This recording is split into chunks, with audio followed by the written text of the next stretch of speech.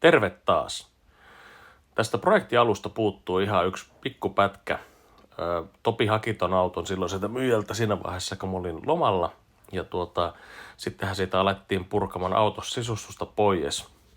Ja nyt tästä purkuvaiheesta ei ole, kun tää on oikeastaan tää yksi kuva vaan.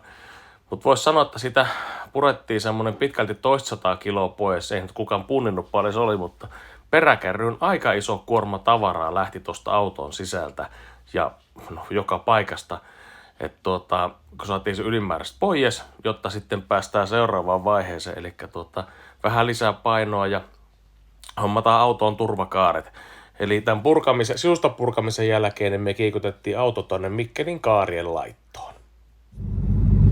Nyt ollaan matkalla Mikkeliin hakemaan autoa pois turvakaarien laitosta.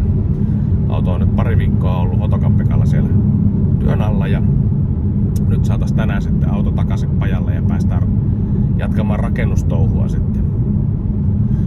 Ihan jännä nähdä, että minkälaiset putket sinne autoon on väännetty. Hyväthän ne pitäisi olla, ammattimeskoa asialla ollut. Eiköhän niistä tullut just semmoista niin kuin pitäisikin. Tytöt halus lähteä mukaan silloin Johanna ja Sohvi takapenkille. Ne olisi mukaan reissuun näin niin kuin lauantai-päivän ajelulle. Ja mikä se parempaa tapaa viettää päivää kuin istuskella autossa. Vielä Mikkeli. Topi on ratissa ja me ollaan siis turvallisissa käsissä tämän päivän ajan, mutta katsotaanpa lisää tuonne, kun päästään Mikkelle, miltä se auto näyttää.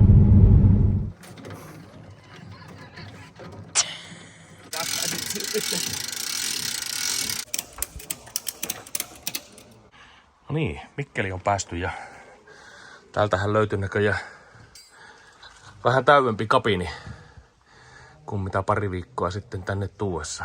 Tänne on aika monta metriä putkea tullut ja hito hyvältä näyttää. Auto on tosissaankin, tässä laitellaan railerin päälle parailla sitä ja päästään lähteä sitten kotiin ja purkamaan pois ja jatkamaan jumppauksen seuraavia vaiheita, mutta tästä on hyvä mennä eteenpäin. Noniin.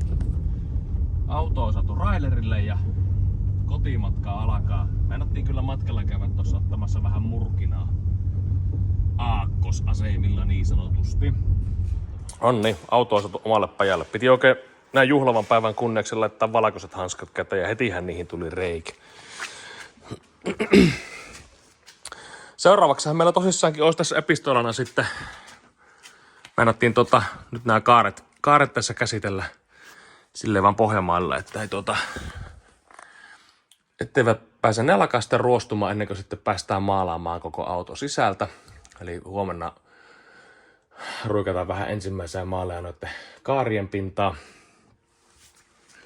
Sitten meinattiin koettauluahan meidän pitäisi ujuttaa jotenkin paikalle ja tuulesi meillä menee joka tapauksessa uusiksi. Niin meinattiin koittaa sitten, että kun napataan tuulesi pois, niin uitettaisiin toi koettaulu ton tuulilasin kautta sisään. Joskus olisi helpompi sitä kautta, mutta eipähän tarvitsisi ottaa sitäkään irrotella poikkeen siinä. No, muutamahan meillä jäi tosissaan tänne niitä reikiä tai paikkaa, mitä pitää vielä tonne jotakin tehdä tonne pieniä peltitöitä. Mutta mikäs siinä, täällä putkihässäkässä ne on oikein mukava nekin hommat tehdä sitten. No, onhan se ainakin yhden askeleen lähempänä ralliautoa sitten, kun putket paikallaan. No niin, se olisi uusi päivä, uudet kujet. Tänään suorustusessaankin ton auton kaarien pohjamaalous, missä saadaan edes vähän niihin ruosteen estoa. Ettei nyt ihan ensimmäisenä on ruostumassa noin Tässä kun tässä kuitenkin menee aikaa ennen kuin sitä lopullinen pintamaali tuonne sisällekin ruikkastaa. Tai mistä sen tietää kauanko se menee. En myö tiedä, kun ei meillä oikein sillä aikataulua ole. Mut joo, aletaan tosissaankin hitsuukohdat kaikki käymään läpi ja katsotaan sitten, että minkälaista jälkeä saadaan tänään aikaan tässä. Nonni, nyt etenee vähän tää pohjamaalaushomma tossa.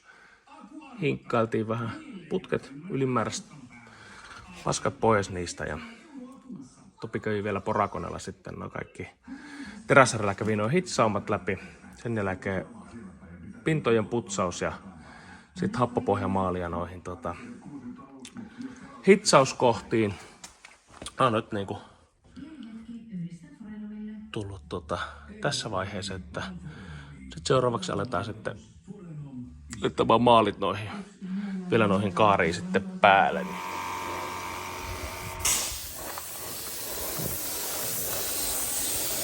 Pilkasuihkima ruiskulla vähän tuonne pohjamaalia paikalle. Ei ole ihan se ergonomisi työskentelyasento, mutta mikä siinä? Onneksi on tommonen nokkeampi, joka pystyy siihen, että meikäläisen ruota ei kuitenkaan tohon hommaan ehkä taipus.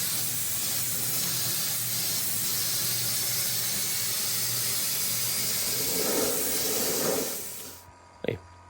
Maalausurakka on tullut päätökseen, tai siis pohjamaalausurakka tullut päätökseen ja siitähän tuli aika kivan näköinen, ainakin meikäläisen mielestä, niin nyt on niinku tasainen väri joka paikassa autossa tai kaarissa. Ja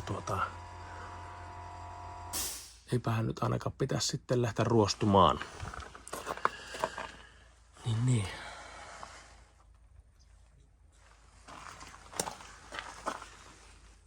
Huomenna pitäisi varmaan jatkaa sitten vähän noita pohjahommia, jos vaikka yrittäisi saada parit reijät pohjasta umpeen ja seuraavaksi olisi sitten noitten helmojenkin teko. Meillähän helmokotella toitettiin kokonaan pois, kun sillä oli niin paljon, tai oli niin törkyissä kunnossa nuo helmat ihan suoraan sanottuna.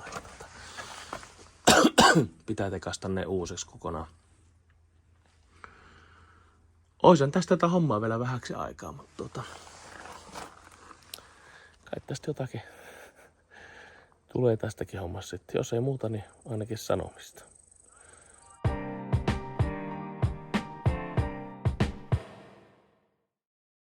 Tuntuuko se yhtään enempää ralliautolta?